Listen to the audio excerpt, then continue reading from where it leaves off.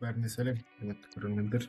Бүгін біз сіздермен бірге студенттерге немесе мұғалімдерге өзіңіздің жұмысыңызды, сабақтарды түсіндіретін затыңызды, немесе студенттер қазір дипломдық жұмыс жазып жатыр, немесе диссертация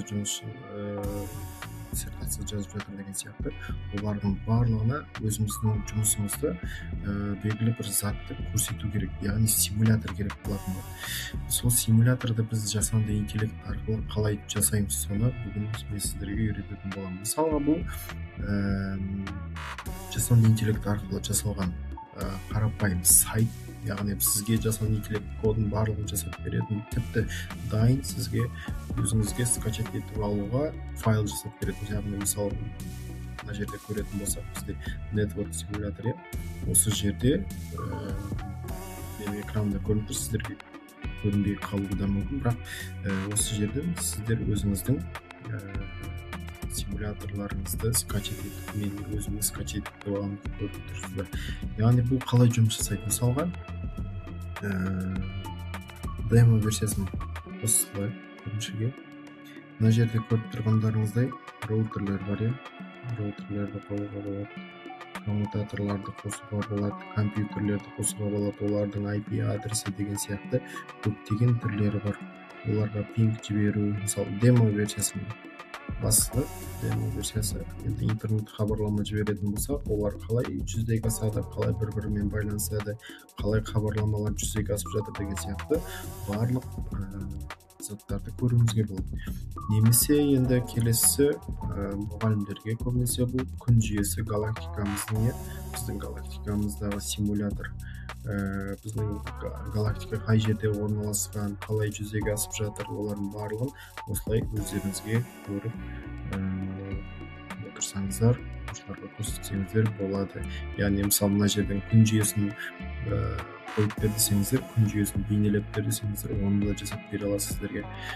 Немесе келесі жобаларға арналған, бұл көбінесе менің осындай ферма жобалар жасап жатырмын дәл қазіргі кезде. Яғни оның батарейкасы бар, мына жерде күн жүйесінен батарея жинайды, оны одан соң барып жер астынан жылуды алады деген сияқты. Оның барлығын лампаларда жарықтар жанып тұрады, түнде болатын болса лампаны қосады, күндіз күннің жарығы бар деген сияқты солай жүзеге асып тұрады. Мына жерде уақыты, батареяның қанша қалып жатыр, қанша жинады, іштегі температура, сырттағы температура деген сияқты осындай симулятор жасауға болады.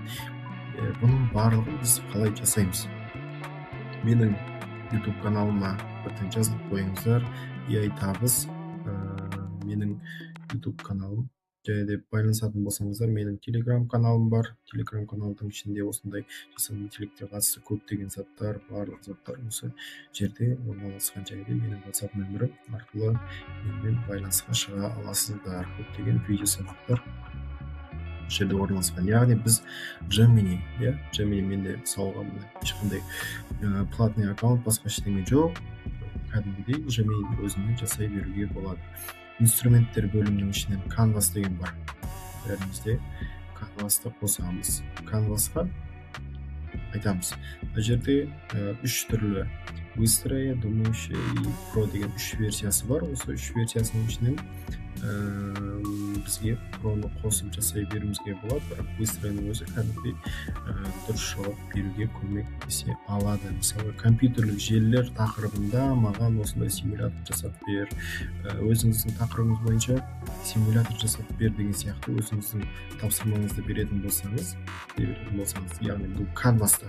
Canvas дегеніміз Canva мен Google аккаунт екеуі бірге бірігіп жұмыс жасап отырған. Яғни сол Canva'да жасауға болатын заттарды біз Google'да да жасауға болатын осы жерден көрсек болады. Яғни бізге дайын кодын барлығын жасап береді. Біз тек қана ол кодты алып HTML ретінде сақтап қолдана берсек болады.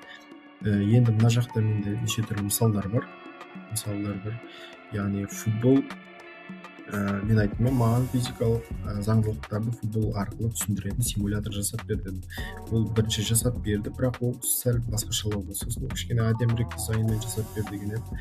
Ол маған осындай дизайнмен жасап берді. Яғни соққы күші, мына жерде 23 метр секунд мысалға. Бұл тебу бұрышы қалай болады, 30 метр секунд, магнус эффектісі деген сияқты өзіңіз қандай болады, солай жасай берсеңіздер болады. Яғни гравитация тартылыс күші, қалыпты жағдай қалай болады, допты тебу деп басатын болсақ, мысалға осындай допты тебуі, биіктігі, қашықтығы, күші деген сияқты осының барлығын сіздерге жасап бере алады. Немесе келесі Python бойынша, яғни мен информатика пән мұғалімімін, мектепте Python бойынша осындай симуляторды жасауға арналған симуляторды, яғни циклдік операторларды түсіндіретін симулятор жасап бер деп айттым.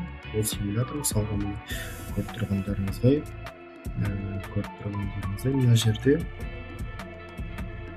алмұрт, яғни көптеген жеміс жидектер тұр. Соны for әдісі арқылы қалай жасайды? Мысалы атта ойнату жасайтын болсақ, біріншісі мынау деген сияқты әрқайсысын көріп шығады. Яғни кодтың қалай орындалып жатқанын көрсетіп болады. While операторы арқылы қалай жүзеге асады деген сияқты визуализациясы.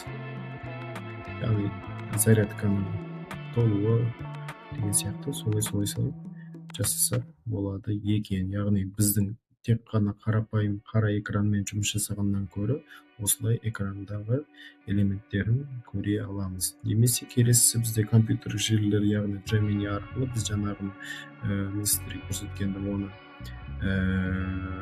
Cloud арқылы жасаған болатын. Яғни мысалы компьютер, екі коммутатор арқылы байланыстырамыз, және де оны кабель арқылы жалғау, және де пакет жіберу. Мысалға мына компьютерге жіберген кезде қалай болады?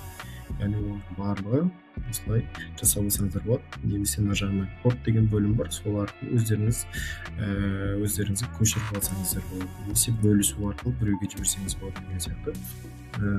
Осылай жұмыс жасай беруге болады. Мынау жаңағы сіздерге көрсеткенім қалай жүзеге асқаны.